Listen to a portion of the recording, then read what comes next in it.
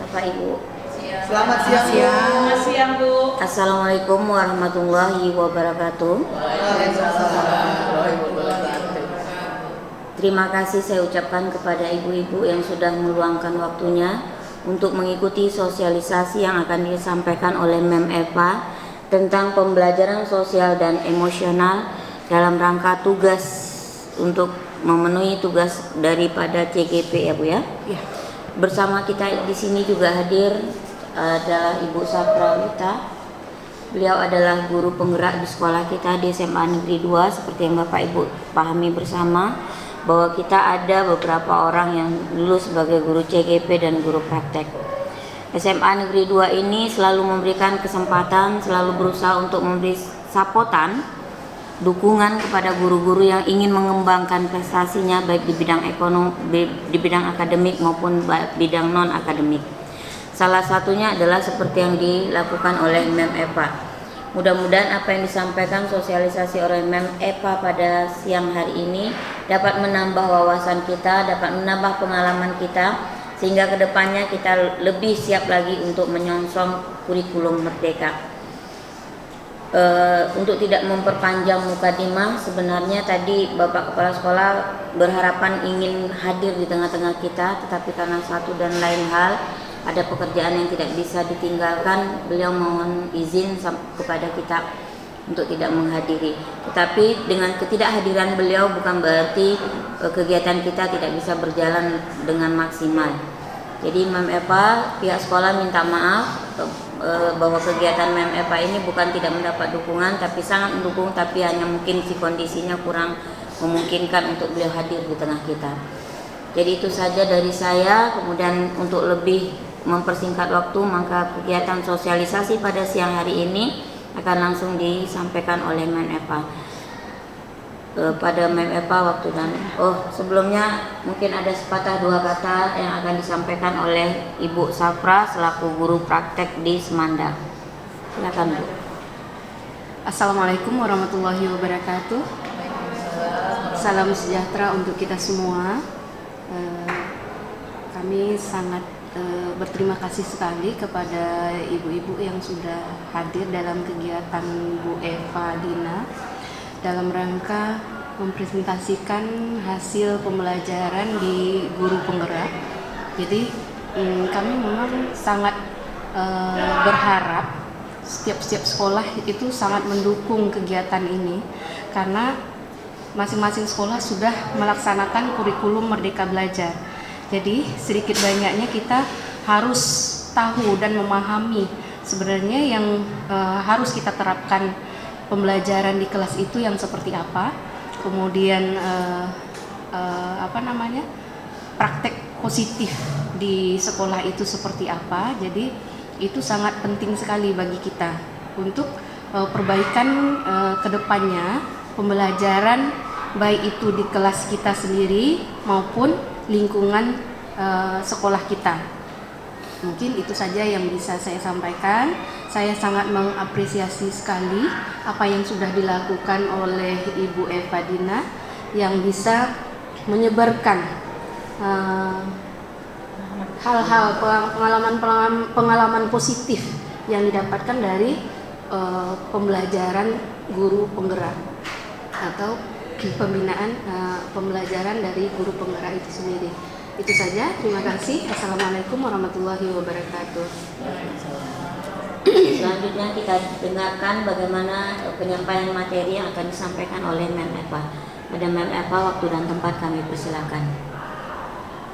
Ya, terima kasih untuk waktu dan kesempatannya. Yang saya hormati Bapak Kepala Sekolah, dalam hal ini diwakili oleh Ibu Wakahumas, Ibu Fitrawati, dan yang saya hormati juga salah satu pengajar praktik yang ada di sekolah kita SMA Negeri 2, dan yang saya hormati juga rekan-rekan guru semuanya, ibu-ibu guru baik senior maupun junior yang ada di sini.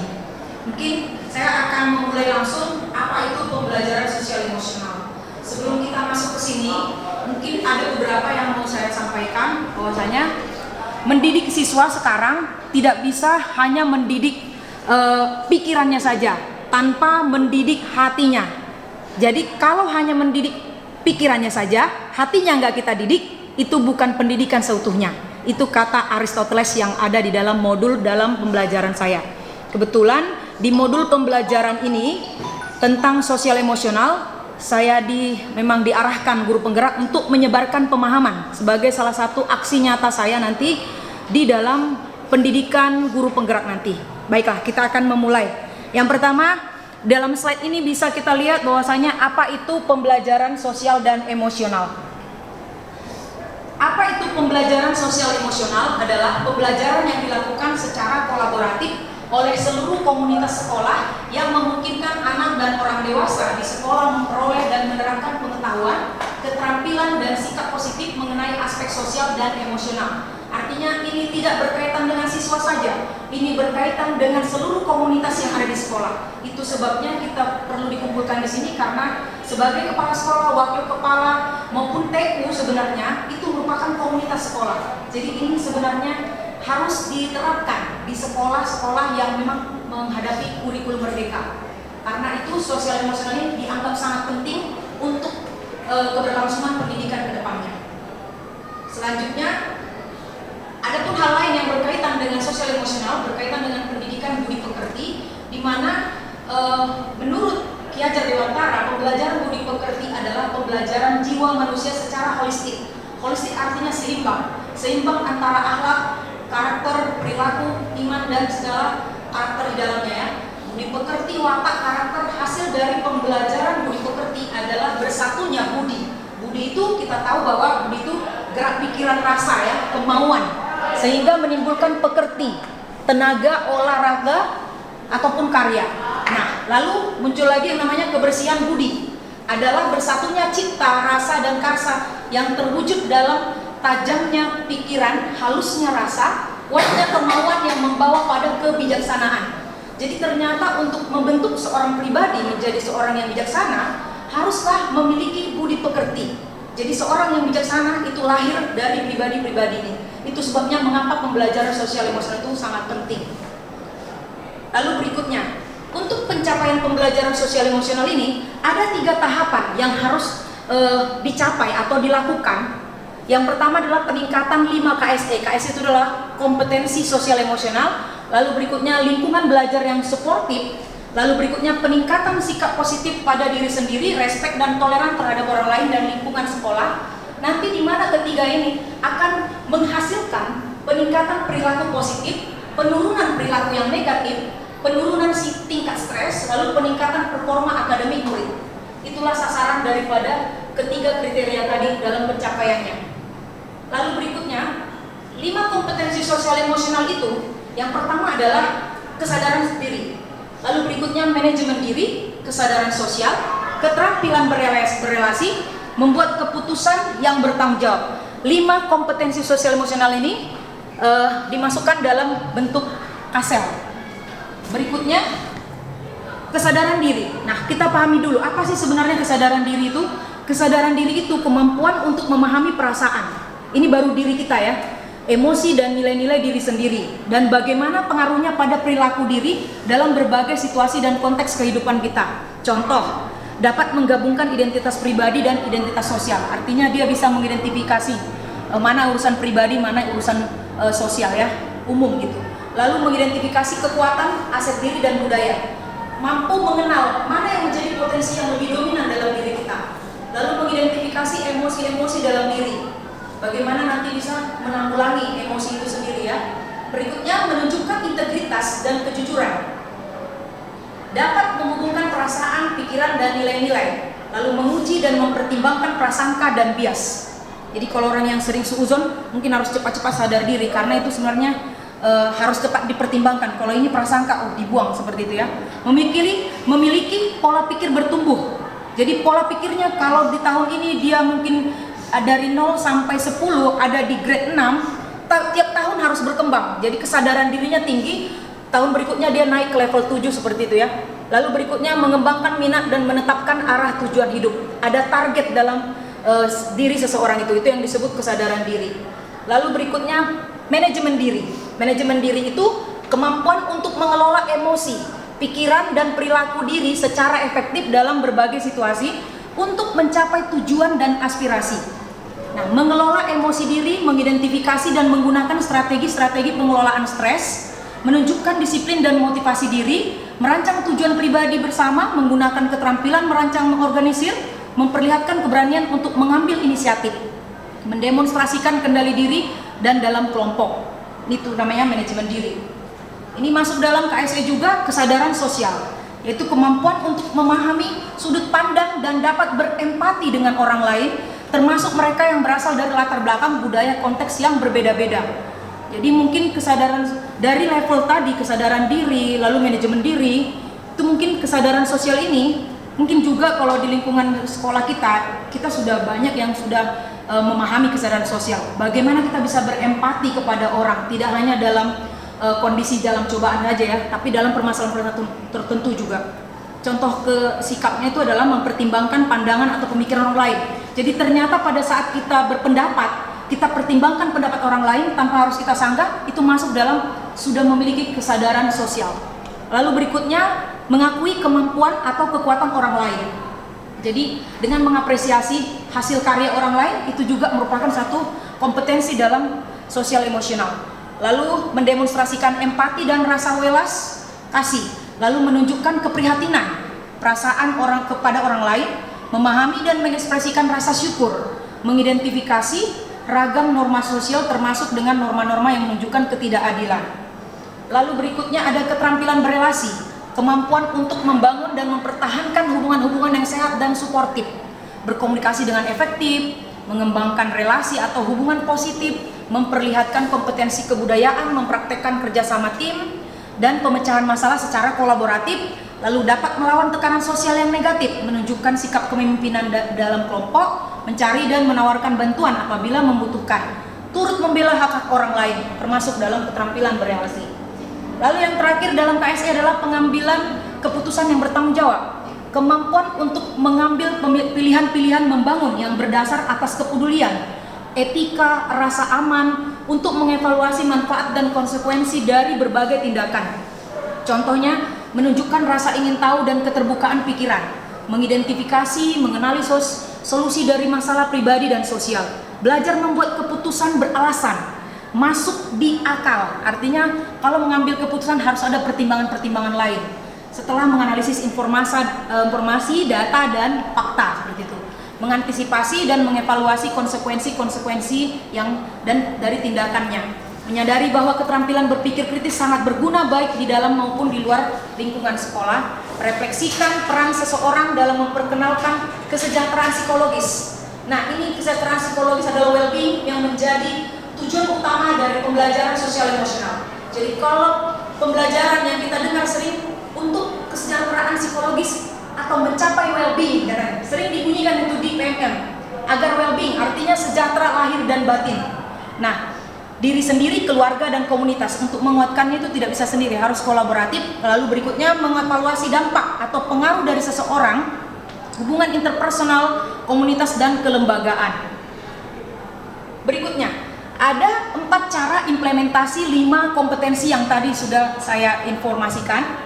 Yang pertama, menguatkan 5 KSE pendidik dan tendik. Makanya di sini ada kaitannya dengan tenaga kependidikan karena kita berkolaborasi semua di sekolah ini ya. Lalu berikutnya mengajarkan 5 KSE secara spesifik dan eksplisit. Jadi 5 tadi pun harus terasa di dalam siswa. Lalu mengintegrasikan 5 KSE dalam praktek mengajar. Kalau mengajar pun serta dalam kurikulum akademik. Jadi guru dan murid memahami betul bahwasanya ada 5 KSE yang mereka juga harus terapkan dalam pembelajaran. Begitu juga guru ke murid, murid ke guru, dan seluruh komunitas di sekolah kita. Lalu menciptakan iklim kelas, budaya, dan kebijakan sekolah. Berikutnya, kesadaran diri tadi itu bisa kita kenali dengan mengidentifikasi 6 emosi dasar. Ada yang namanya takut, marah, muak, takjub, sedih, bahagia. Dari kesadaran diri itu bisa kita lihat, misalnya siswa itu kalau takut, oh berarti ada kesadaran dirinya yang kurang, perlu kita identifikasi dari ciri-ciri ini tadi. Lalu kalau dari manajemen diri, untuk mengelola emosi dan fokus untuk mencapai tujuan, itu ada triknya di dalam pendidikan. Guru penggerak itu digunakanlah sistem stop.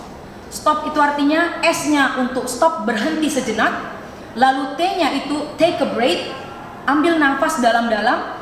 Lalu O-nya itu observe, amati sensasi pada tubuh, perasaan, pikiran dan lingkungan. Jadi amati pilihan-pilihan yang dapat diambil. Kira-kira saat itu yang mau diamati apa, pikirkan saja.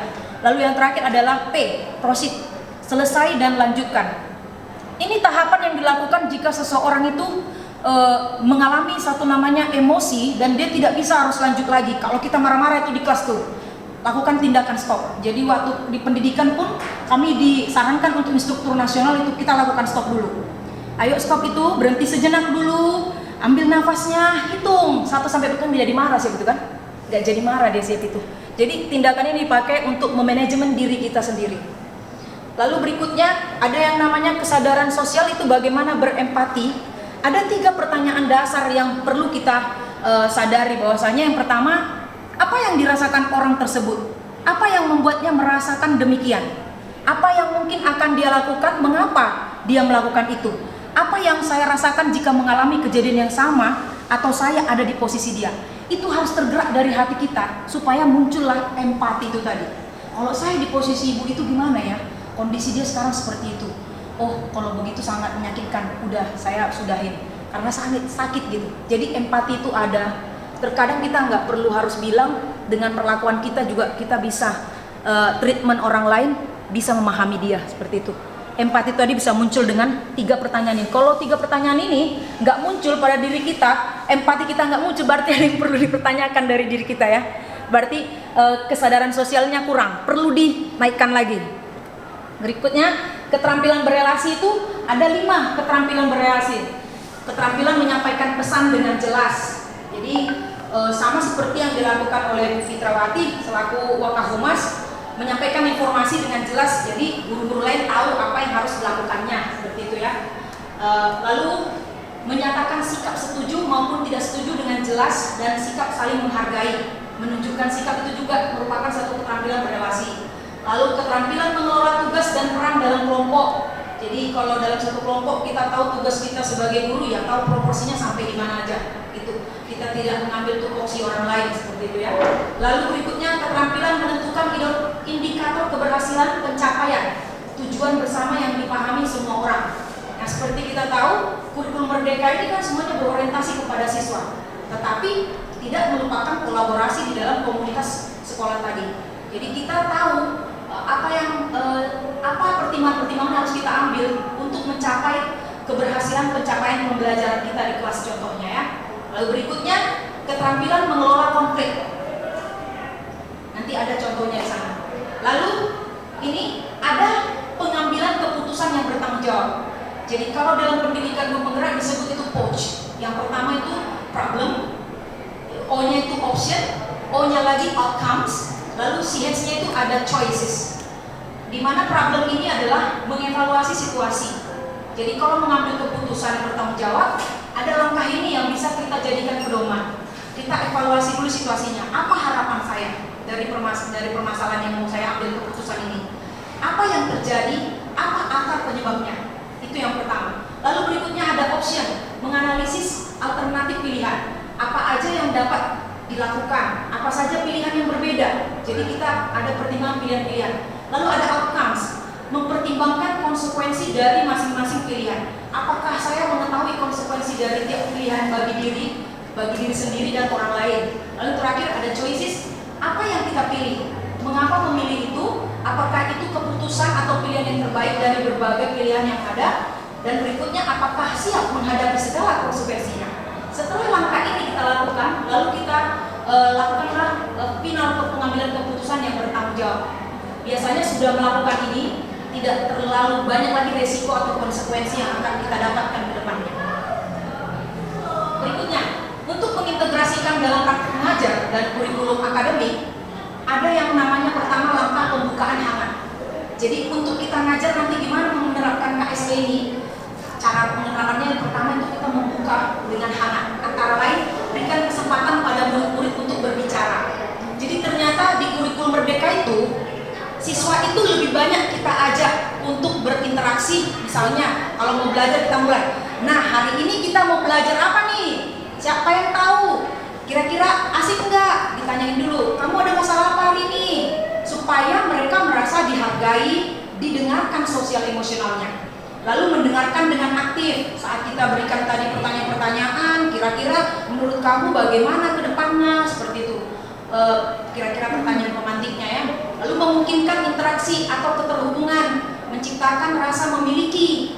Jadi ada siswa yang misalnya mungkin kemarin kena kasus dia, contoh kasus Danu, saat itu dia udah tahu ada masalah nggak enak nanti, tapi tetap kita rangkul. Danu baik hari ini kan, makan apa hari ini?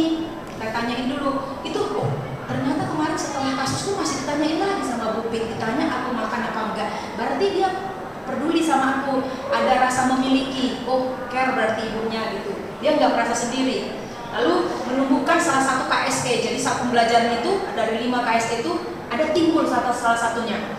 Berikutnya kegiatan inti yang melibatkan murid nih, antara lain diskusi akademik. Saat diskusi akademik, setting kelas pembelajaran itu secara kooperatif, yaitu tadi berkelompok, dengarkan pendapat mereka. Lalu nanti tanyakan, kalau kamu ngambil keputusan ini, teman kamu kira-kira setuju nggak dengan keputusan kamu? Nanti pasti yang lain tuh, enggak bu, karena ini begini, dia cuma ngambil keputusan sendiri. Kira-kira perasaanmu gimana kalau begitu? Balikan lagi ke dianya. Nanti dengan kita cara memfasilitasi seperti itu, kesadarannya muncul. Lalu pembelajaran berbasis proyek, ada hasilnya nanti. Ada hasil proyek itu sebenarnya kalau kita pahami secara dalam, proyek itu proses ya, dia berproses. Jadi pembelajarannya dari sini ada laporannya makin berkembang seperti itu. Jadi ada proyeknya. Berikutnya ada refleksi diri dan penilaian diri. Refleksi diri artinya guru harus sering-sering berefleksi, tanya ke muridnya, ibu tadi ngajarnya kamu ngerti nggak? Ibu tadi pas ngajarnya yang mana yang nggak ngerti? Lu ini bu yang bagian ini, oh nanti kita ulang. Kalau menurut kamu bagusnya gimana ya? Tanya ke mereka gitu. Memang terkesan kayak kok jadi bego gurunya gitu. Padahal sebenarnya bukan ke situ. Kita mau gali dia. Jadi kita mau ciptakan satu konstruksi pemikiran dalam siswa itu, bahwasanya dialah yang nanti akan membuat dirinya sendiri pintar. Jadi kita itu hanya sekedar memantik saja dari dianya itu. Kalau menurut kamu bagusnya gimana ya?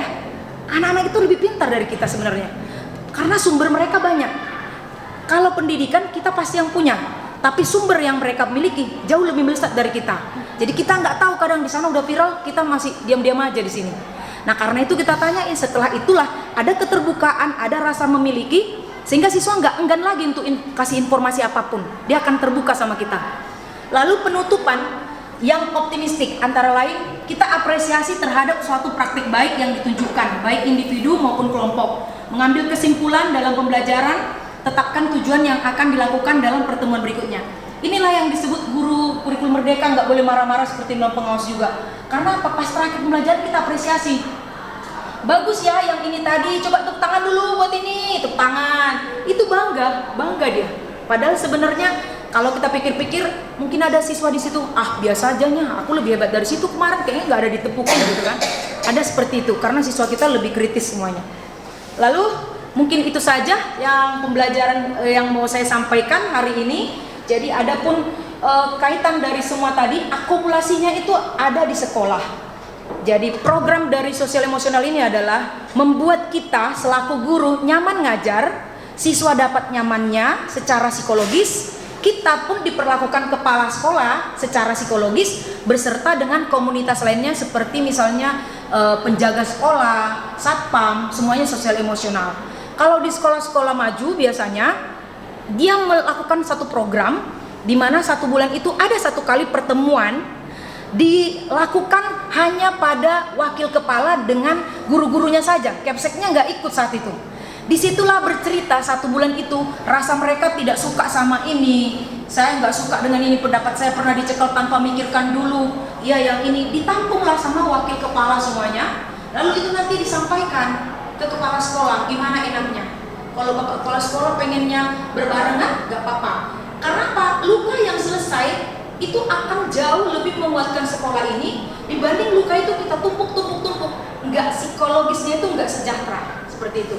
Jadi di beberapa sekolah melakukan program ini dan dampaknya sudah sangat baik, dengan artian komitmen selesai ini kita selesaikan, bulan depan nggak dibawa lagi. Itu kita diperlakukan seperti itu sama kepala sekolah, kita perlakukan itu kepada siswa. Jangan bawa lagi masa lalu dia yang di kelas 10 tadi. Kalau dibawa-bawa dia nggak nyaman gitu. Belajarnya sama kita, ala ibu itu paling gitu aja. Padahal udah banyak yang kita kasih ilmu sama dia. Jadi program itu kalau nggak salah kemarin diadopsi juga sama SMA 7 ya, karena kebetulan kami satu angkatan dengan dua CGP di sana. Namanya mereka itu kalau nggak salah ada program kayak sharing talk gitu, mereka sekali sebulan mereka lakukan. Mereka dengarkan keluhan-keluhan semuanya, karena lebih bagus bicara di dalam. Seperti yang kemarin saya diskusikan, visi sekolah kita itu harus jalan dengan apa yang menjadi perilaku kita. Kalau kita visinya mau unggul dan berkarakter, masalah di sekolah selesai sampai di sekolah, nggak sampai ke SMA lain, nggak sampai ke sekolah lain gitu. Walaupun memang kadang suami kita juga bekerja di pendidikan, tapi mungkin ini bisa menjadi kalau bisa jadi pertimbangan buat sekolah untuk melakukan yang namanya seperti ini. Jadi permasalahan 1 bulan itu selesai, kita tutup saat itu. Kepsek juga ikut serta di dalamnya itu. Bulan depan kita mulai lagi yang baru. Jadi kesejahteraan psikologis guru terjalin sama komunitas di sekolah, siswa juga seperti itu. Kira-kira itu aja yang mau saya sampaikan. Kalau ada mau dipertanyakan, saya memang bisa bantu untuk menjawab. Di sini ada juga ibu pengajar praktik nanti yang akan bantu saya jika saya berbenturan. Ada yang mau dipertanyakan? Jelas. Mungkin kalau seandainya ini belum menjadi program bagi kita, seandainya dari kita dulu bisa memulai dari awal. Itu sebabnya motivasi dari dalam dulu, kita mau jadi apa. Kalau kita mau dikenal sebagai saya mau jadi guru yang punya nilai yang memang nilainya berharga, artinya nggak harus disuruh dari sekolah, saya bisa kasih yang lebih terbaik di sekolah. Bukan karena memotivasi ini punya jabatan, enggak. Kita mau punya nilai apa di depan orang, gitu aja. Apakah mau biar dapat duit banyak atau bagaimana kan gitu. Jadi kembali ke kita. Apapun hari ini yang saya sampaikan, semoga ini semuanya bermanfaat untuk kita bisa melaksanakan ke siswa-siswa kita, dan mudah-mudahan nanti boleh menjadi program buat sekolah kita. Mungkin itu aja. Ada yang mau dipertanyakan, Ibu? Ini suatu program yang menarik sebetulnya, dan memang seharusnya pendidikan itu demikian sebetulnya.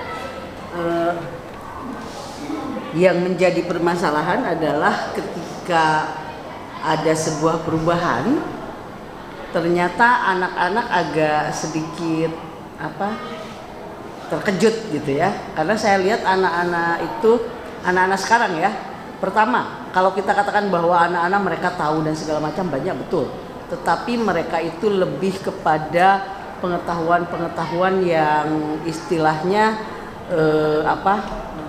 non akademik ya. Jadi ketika kita bawa ke akademik, walaupun kita masuk dulu ke mereka, kita bawa ke akademik, ini pun agak sulit dengan jumlah siswa yang begitu besar. Dan mungkin dengan jumlah siswa yang begitu besar, kadang-kadang konsentrasi mereka juga hanya berapa persen saja. Banyakan mereka sibuk sendiri daripada mengikuti apa yang kita kita berikan. Jadi memang kadang-kadang sebagai guru agak merasa, aduh, kenapa ya anak-anak sekarang itu seperti itu gitu kan ya. Mungkin itu sebuah kenyataan yang ada di lapangan, dengan siswa yang begitu jumlahnya banyak, dengan berbagai latar belakang. Mereka memang banyak tahu, tapi untuk masalah pengetahuan mereka tuh nol. Karena anak-anak sekarang itu kayaknya jarang membaca buku yang sudah diberikan dari sekolah, atau itu tuh ada satu hal yang pertanyaan saya begini. Anak-anak ini kan sekolah sampai sore, Bu. Ya. Jadi bagaimana kita menyelesaikan sebuah pembelajaran tanpa ada tugas yang begitu banyak pada siswa? Karena ternyata begitu anak besoknya masuk dengan pelajaran lain, karena mungkin kan anak ini sampai sore capek, jangankan siswa, kita pun capek ya. Dan begitu capek, ternyata anak-anak sekarang itu tidak mengerjakan tugas di rumah, mungkin boro-boro mengerjakan tugas ya, udah capek dan segala macam gitu kan. Nah, jadi bagaimana kita menyelaraskan bahwa cara-cara seperti ini diimbangi dengan kurikulum yang sama. Artinya dalam pembelajaran itu That's all. Selesai. Jadi mungkin siswa di rumah besoknya hanya mempersiapkan untuk besok. Ya, jadi dalam 2 jam pembelajaran itu sudah selesai. Karena ternyata sekarang itu kan anak-anak masih banyak PR. Jadi ketika mengajar dengan kita, dia masih nyuri-nyuri mengerjakan karena tidak sempat mengerjakan di rumah. Jadi saya kira ini menarik sekali, tapi ini juga harus disadari oleh kita bahwa kurikulum merdeka itu memberikan kesempatan kepada kita untuk berimprovisasi dan segala macam dengan itu, tetapi juga harus disadari kebiasaan-kebiasaan memberikan PR yang begitu banyak gitu loh. Sebenarnya dalam program guru penggerak ini yang dibenahi dulu adalah kelas kita sendiri, ya. Yang dibenahi adalah kelas kita sendiri, bagaimana penerapan yang berdiferensiasi, pembelajaran berdiferensiasi atau berpihak pada siswa. Kita harus tahu dulu kebutuhan siswa itu apa dalam pembelajaran. Sebab masing-masing siswa mempunyai keunikannya masing-masing. Jadi kita nggak bisa memaksakan, oh siswa ini harus seperti ini loh, nanti tugas-tugasnya seperti ini loh, yang saya inginkan atau guru inginkan. Sekarang dibalik, ya, kita tanya dulu, keinginan siswa itu seperti apa? Belajarnya yang menyenangkan itu seperti apa? Kita dalam pembelajaran di kelas itu, kita harus membuat siswanya nyaman dulu. Bagaimana suasana kelas itu nyaman? Dari situlah nanti kita bisa melihat siswa ini mau diarahkan kemana, maunya apa. Kemudian pembelajaran yang kita akan berikan itu seperti apa. Kemudian yang pemberian tugas tadi, sebenarnya kita jangan menuntut banyak tugas-tugas itu dari siswa. Kita harus pelajari dulu karakternya. Inginnya siswa itu seperti apa?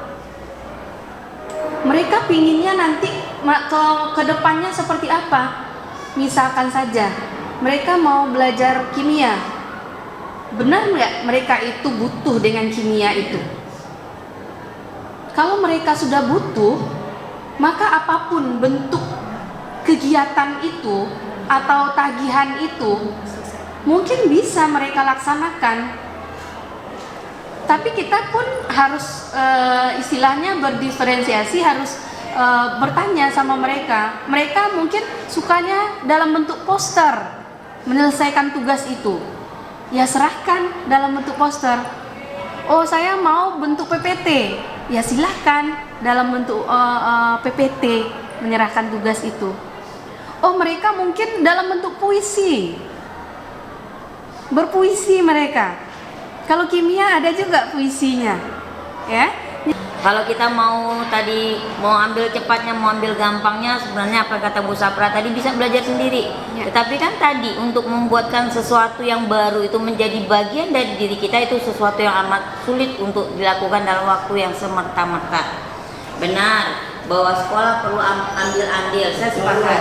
Dan mudah-mudahan nanti beberapa waktu depan saya ada Mem Eva, ada Bu Sapra akan mencoba berkonsultasi ke atas. Betul. Mudah-mudahan ada nanti kita dicarikan momen menyamakan lagi persepsi. Kalau dulu kita betul-betul meraba-raba, apa sih kurikulum merdeka, kayak mana sih? Ternyata sudah 6 bulan kita bisa melaluinya kok. Kita bisa melalui. Dan bagaimana supaya nanti hasilnya juga akan lebih bagus, akan lebih baik. Nah, apa yang diharapkan Bu Sapra, kita duduk dalam satu frekuensi, mungkin kita cari waktu untuk IHT, benar-benar mendalami lagi yang tadi apa disampaikan oleh Bu Mem Eva tadi. Ini sangat yang luar biasa. Selama ini kita salah kaprah. Maunya saya, kamu begini, rupanya itu tidak boleh. Saya juga bagian orang yang salah kaprah tadi. Saya nyadar juga nih sekarang. Jadi saya harap Mem juga sudah menyampaikan calon cukup, Bu Sapra juga sudah ya. Kita akhiri pertemuan kita pada siang hari ini dengan mengucapkan alhamdulillahirabbil-alamin. Semoga tadi bekal ilmu yang dapat kita serap dari Mem Eva dapat kita terapkan dalam keseharian, minimal untuk diri kita sendiri dulu. Baru nanti kita lakukan hal yang lebih besar untuk merangkul lebih banyak orang lagi. Oke, tanpa tanpa membuang waktu, maka pertemuan hari ini kita sudahi dengan mengucapkan assalamualaikum warahmatullahi wabarakatuh. Waalaikumsalam.